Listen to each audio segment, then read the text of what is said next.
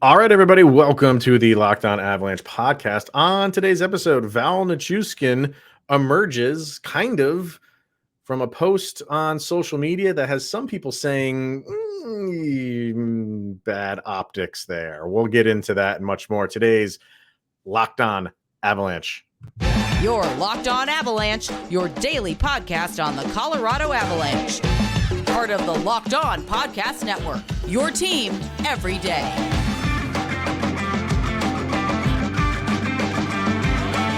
All right, everybody, welcome to the Locked On Avalanche podcast. We are part of the Locked On Podcast Network, your team every day. I am your host, Chris Maselli. With me, as always, Mr. Shaggy Von Doom, Kyle Sullivan. Thank you for tuning in, making it your first listen of the day. That is always appreciated. Make sure to follow us on our social media outlets, LOPN_Avalanche on Twitter X, Locked On Avalanche on Instagram. Questions, comments, concerns, opinions, lockedonavalanche@gmail.com. And be sure to follow us on our YouTube channel over on YouTube. Hit subscribe, get notified when a new show goes live, and make sure you subscribe to our subtext as well. Link to that is in the show notes below. When you subscribe, you chat with Kyle and I one-on-one. All right, on today's rundown, we're going to go back to The Athletic because great articles over there as always. They came up with 10 things that the NHL can do to grow the game, and they take things from other sports and how can we implement them into the NHL to grow the game more. Really good article. I don't know if we'll get to all 10 today. If we have to split it up, we'll split it up. Kyle and I usually go long on these things, so I'm guessing the other half of these will be on Wednesday. And then we will get to Joonas Donskoi, calling it a career, and maybe smart to do so for the reason that he gave. But we're going to start with Val Nichushkin here on the top. We all know what happened. Well, we don't know what happened in Seattle. Whatever happened was not very good for, I think, all the parties involved. But the Avalanche have not come out. Nobody's really come out and said anything about it. And we've been on record saying, like, that if there's keep saying it's a personal issue, then it's a personal issue. Fine. You can just take out of that what you want. Because the Avalanche aren't going to say anything, they run that risk of people coming up to their own conclusions on what happened, and they have to deal with that. So, but now Val Nichushkin has kind of shown his face. I think it was an Instagram post, was it not? Yeah. And I think there were 2 pictures up, and he's in Russia. It's nighttime. He's next to what looks like a Jeep Wrangler or something like that, and there's another guy in the photo. He's sporting his Colorado Avalanche championship ring with, I'm not a gun guy. What kind of gun was that? Dude? I mean, it looks like I mean, I'm from the South, but I have no idea. It's and when people, I think you're going to be in 2 camps here. You're going to be in the camp of like, not a big deal. He's not shooting anything. He's not shooting at anybody. Or you could be in the camp of, so I'm in the, like I said, I don't own any guns. I don't care if people do, if they use them properly. And I don't know if Val Nichushkin owns guns, if that was even his gun or how he used. I don't think Val Nichushkin is going to go around shooting people.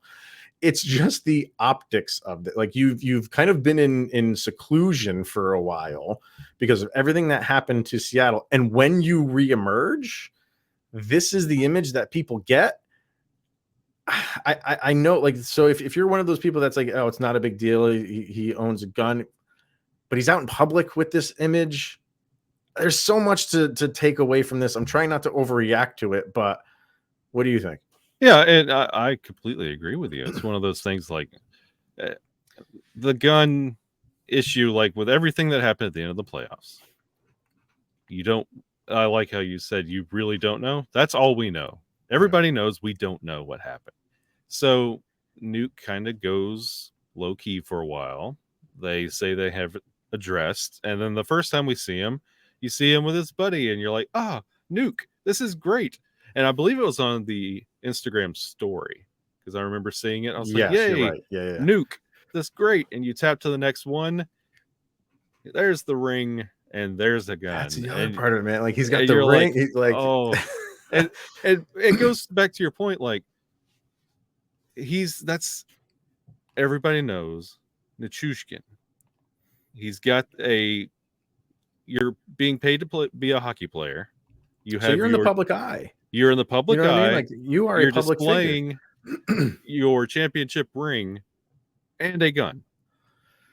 Right. So to me, it's like it's less, I guess, as you were talking, I'm thinking about it and like trying to like wrap my head around it. And I think it's less about the actual like having a gun in the picture and more of like the choice to do that. Yeah. Right. It's not illegal to do what he did in the picture, but it's the conduct.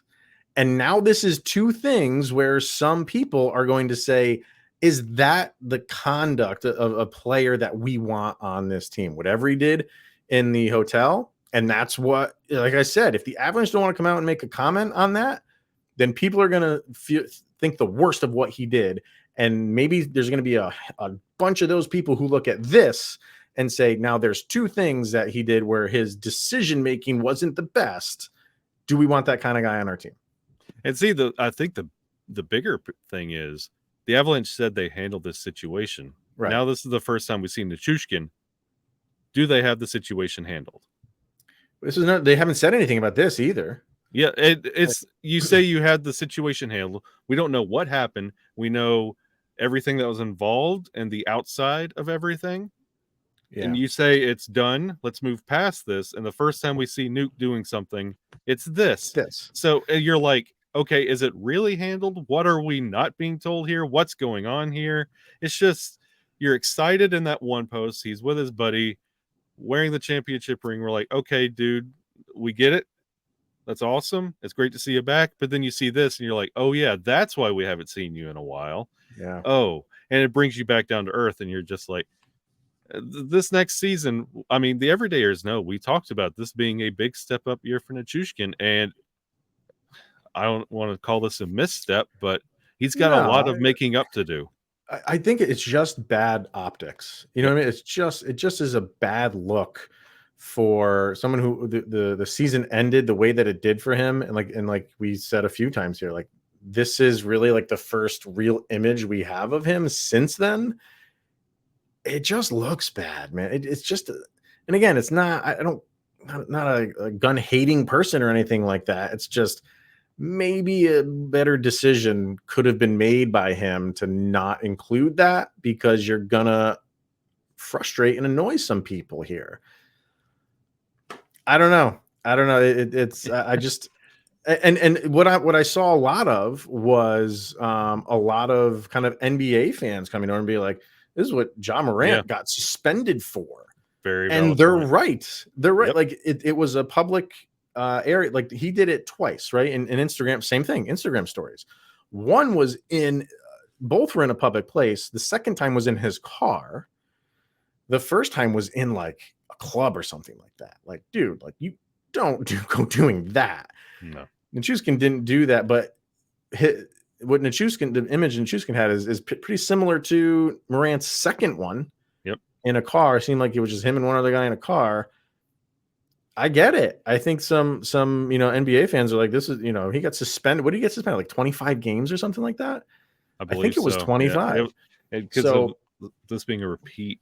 Yeah. Yeah. And that's just the thing. It's just the decision making by him to do that again when he was already reprimanded for doing it once. I don't know. I kind of want to know where people are going on this. I just feel there's going to be a line drawn, and some people are like, don't care. He can do what he wants. And other people are going to be, it's just a bad look for the way that your season ended. And now here you are doing that. Yeah. It's a fine line when you call them a professional athlete that you're getting paid for that. Right. And I get doing what you want, but also doing what you want led you to being taken out of the Seattle series. Exactly. All right, let's hear from FanDuel, and then we'll get into Joonas Donskoi calling it a career, and then that Athletic article of how to grow the game. Some really good things in there. But first, FanDuel, get ready for the NFL season. It is right around the corner, Kyle. Can you feel it? Oh, yeah. Oh, yeah. Let's get going. Incredible offer here from FanDuel. It's America's #1 sportsbook. Right now, new customers can bet $5 and get $200 in bonus bets guaranteed. I think the last time they did this, I think you had to get $20 and you got $200 in bonus. But now it's $5 will get you 100. Excuse me, and then another all customers. So the new customers get the $5 for 200. All customers get $5 will get $100 in NFL Sunday Ticket from YouTube and YouTube TV. You get $100 off of that, and I have it, and it's pretty expensive. So if you can get $100 off of that thing, go for it right now. And I still believe they are doing that. Pick your one team, and you get bonus bets all year long. So much going on at FanDuel right now. Jump in on that right now. It's the best time to join. The app is easy to use. I can attest to that. And you can be on everything from spreads to player props and more. Visit FanDuel.com/locked-on. Kick off the NFL season with an offer that you don't want to miss. That's FanDuel, the official partner of the NFL. All right, a former Av hangs it up, and he goes by the name of Joonas Donskoi. And his career with the Avalanche, while it was short, was definitely entertaining. And he called it a career for concussions. And when he was taken from the Avs by Seattle, it was just one of those things where you can only hold on to so many guys. Yeah. And when they made the move, the trade. They got rid of Ryan Graves because it seemed like Seattle was definitely going to take Ryan Graves because they couldn't protect him. And all the writing was on the wall for them to go take Donskoi, and they did. And it just never worked out for him there. Just injuries he could not get right. And even when he was playing, it just did he even score a goal for Seattle? I can look that up, but I don't know if he did. 2 goals. 2 goals. Okay. Oh no, he did. Yes, I was actually watching live when he did score his first goal. It was like the Midway first goal he scored of the his season. Oh my God, yeah. He was just in such a rut. But concussions end his career short. What did he only play? 7 seasons, 8 seasons? Yeah. His 2015, 2016 was his first with San Jose. So you look at this and you're like, okay, maybe that's a smart decision. Smart decision to make. Yeah, especially seeing all the stuff with did he intersect with Matt Calvert? And Yep. So he saw the Matt Calvert, and let's see, his last year in Colorado was 21. So a little bit of the Bowen Byram. Yeah. So at that point, he's got a lot going on. And you heard last year that it was becoming a problem, and he was trying to address it. And honestly, everybody's different with how you handle and come back from that. We bring up the Sidney Crosbys, and we also talk about the Matt Calverts. And this is one of those situations where Donskoi is going to be one of those too, who had to call it early because it took the fun out of the game. It took being like just that feeling of being normal out. And that's just nothing you want to play around with. No. So I respect Donskoi just saying, hey, I got to do this for me, and walking away. Yeah, I think, sure, seeing firsthand, but you when you're in the sport, you hear of it happening, no matter where it happens. And I think he's just, smart enough to know, like, he's got a wife. I think he has 2 kids. I believe I think they're pretty young. They're pretty young. So I think he's smart enough to be like, hey, I played 7 years in the NHL, had a pretty good career, made a ton of money, more money than you or I will ever see. Right. Why not just? And I think he's one of those guys that's pretty charismatic. Maybe he goes into a booth somewhere or as an analyst for like NHL Network or something like that. I could see him doing that.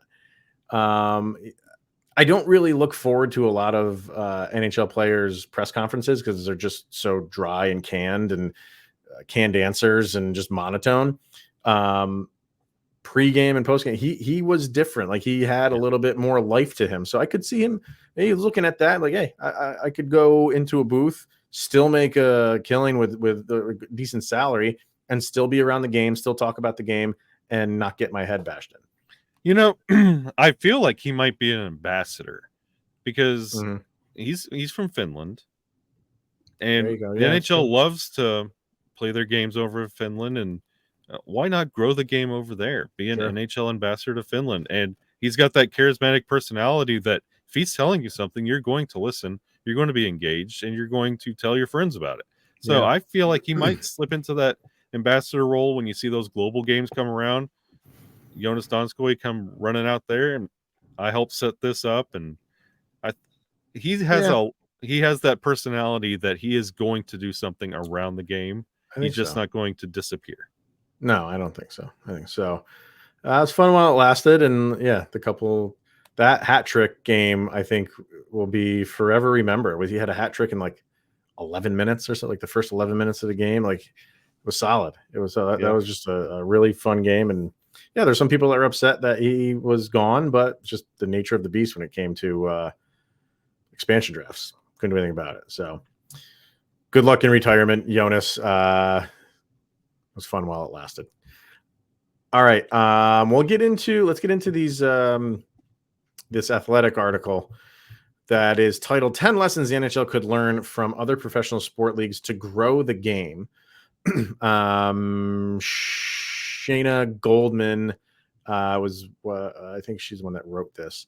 And the way they do it is they throw it out there and then throw out the sport that does this best. So these are really good, man. Like, just looking at time right now, we're definitely going to get through all 10, but we'll get through half of them now, and then we'll do the other half for tomorrow.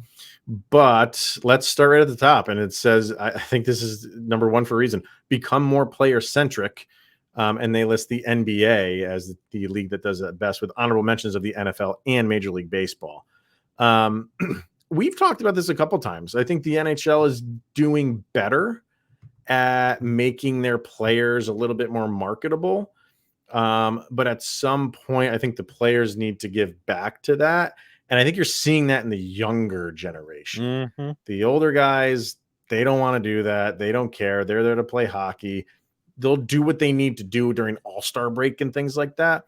But you don't see the social media burst from like the older guys, and even some of the mid-range guys. From the younger guys, you definitely see it. So, and they do, because that's what's selling right now. It really is.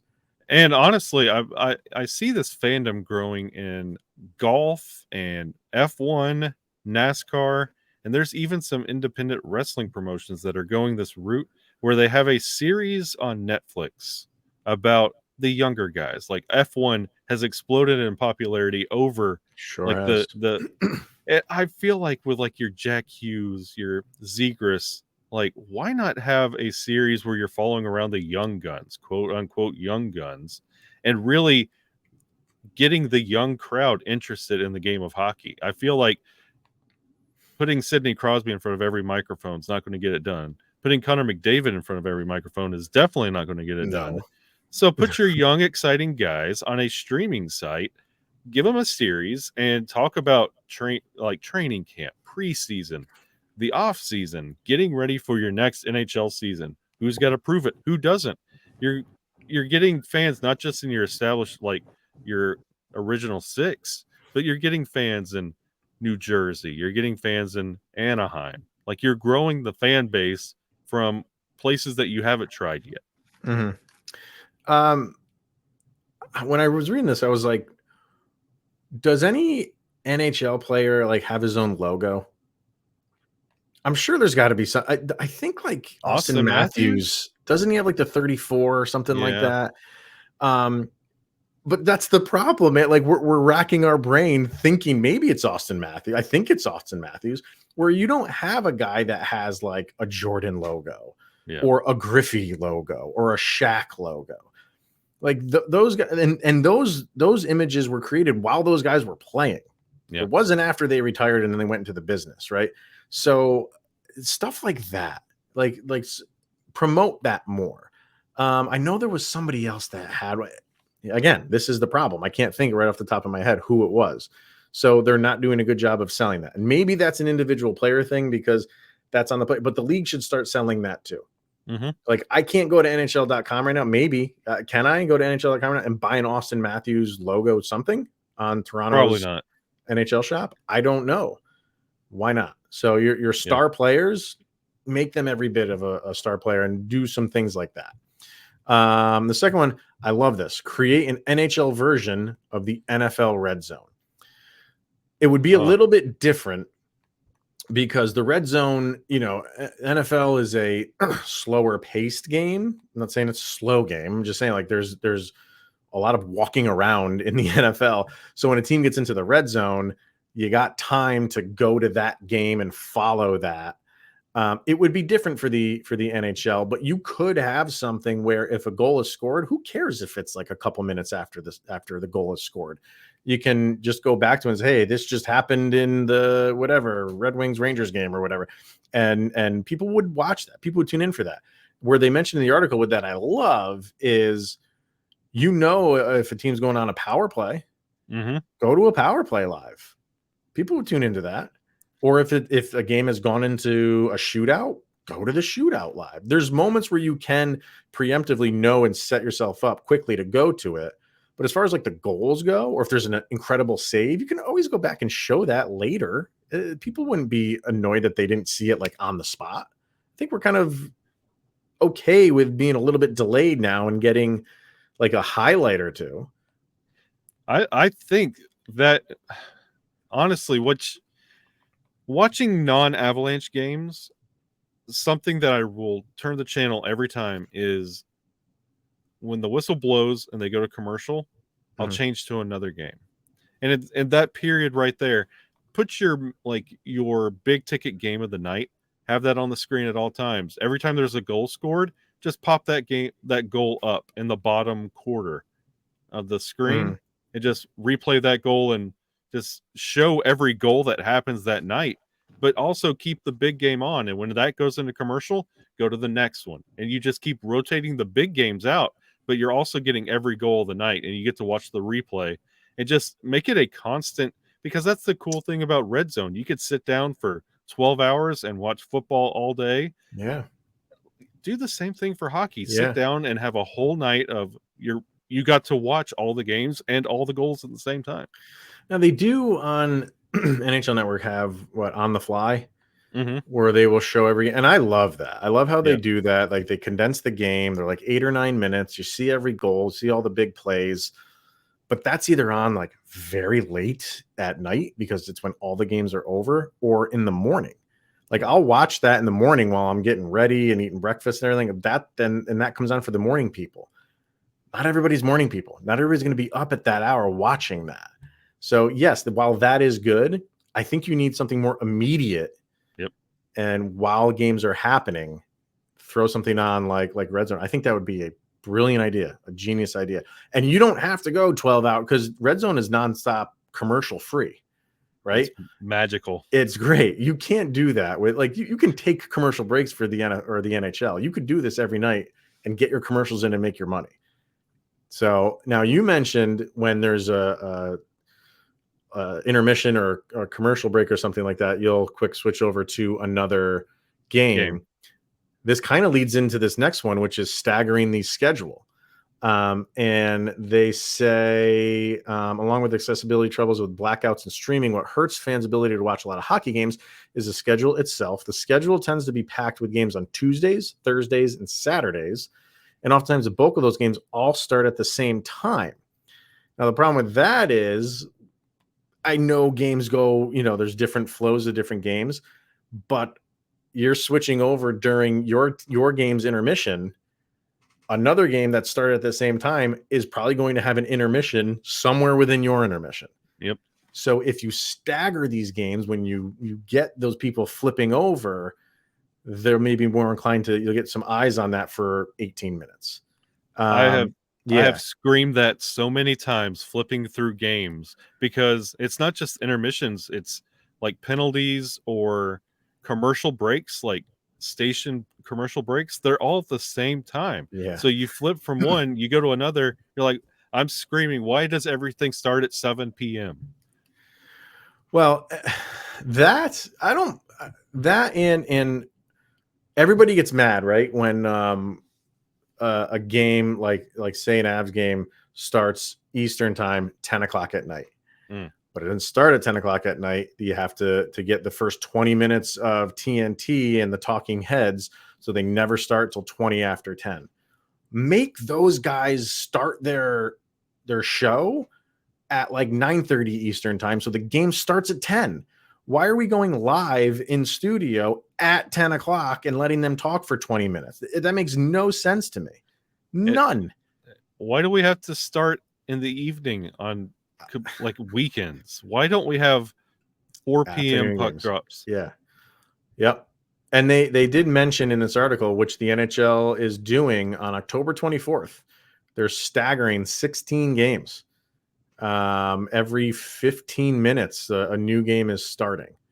So maybe that's going to be the start of something new. I don't know. Everybody look to your left, look to your right. It's been 100+ years of NHL hockey, and we're now just staggering games, baby. Just figuring it out. Yep. Which also kind of leads into the next one. More appointment watching games. We've talked about this many times. Yes. You make people want to go and a lot of this is in the promoting.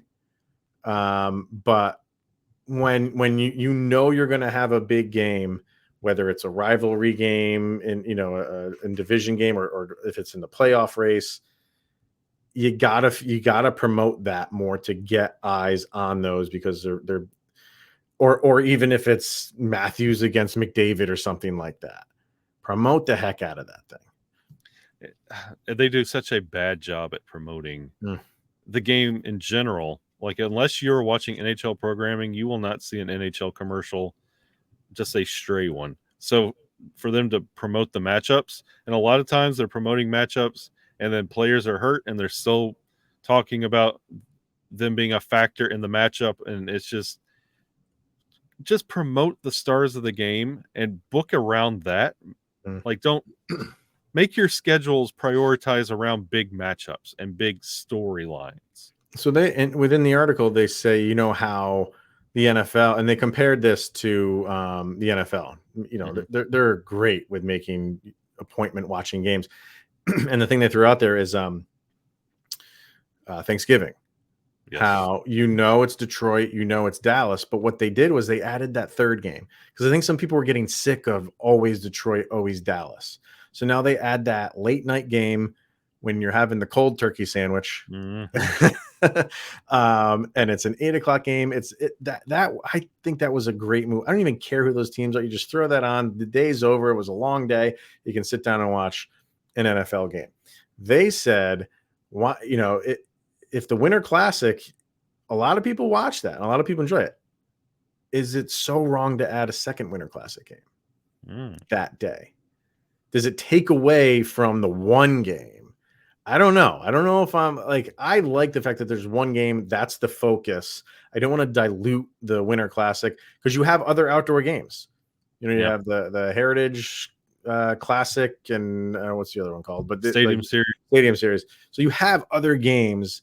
Maybe do it then. I like that the New Year's Day Winter Classic is just one game, but yeah, have a day where there's 2 or 3 outdoor games later on in February. I think the perfect combination is a blending of the two. Take New Year's Day, stagger your games all day long, every team, and the last game of the day, but everybody's the outdoor game. There you go. So you don't have to have multiple outdoor games. You can have a bunch of games culminating with an outdoor game. Yep. You nailed it, man. You nailed it. Done. All right. I think we'll wrap it up there, but we'll get to the other ones tomorrow. There's one with flexibility with the salary cap, an interesting one about designating a designated player rule, which soccer does. So some interesting ones that we'll get to. If you guys got any comments on anything, from the Nichushkin thing to congratulating Donskoi to any of these ways to grow the game, comment down below, and we'll get to the other ones on Wednesday's episode. Until then, that is going to wrap it up for today. He is Mr. Shaggy Von Doom, Kyle Sullivan. I am Chris Maselli. This is the Locked On Avalanche podcast. Thank you, everybody, for tuning in, and we'll see you on Wednesday.